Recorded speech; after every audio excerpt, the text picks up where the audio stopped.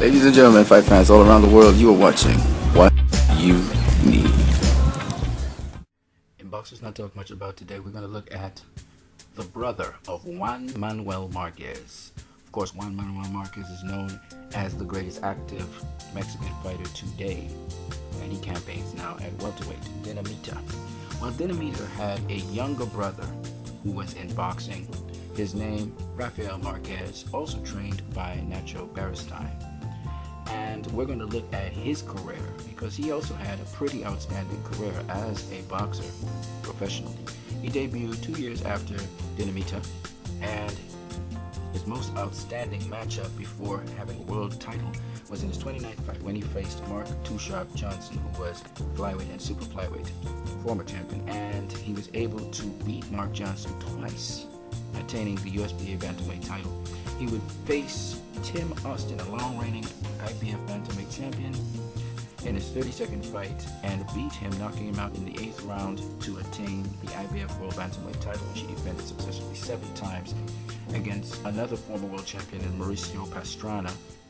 He would then face up, after moving up 1 division to super bantamweight, Israel Vasquez, and that would be a matchup that would bring forth a rivalry that would define Rafael Marquez's career. At super bantamweight, he was able to defeat Israel Vasquez, the WBC World Super Bantamweight champion, to attain the WBC World Super Bantamweight title. But in the very next fight, 5 months later, Israel Vasquez would take back that title, knocking out Rafael Marquez in the 6th round. They would go on to face each other 7 months later the following year. And Israel Vasquez, after being knocked down, would come back to get a split decision win over Rafael Marquez.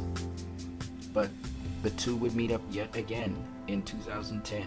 This time, Marquez would seal the deal, knocking out Israel Vasquez in the 3rd round.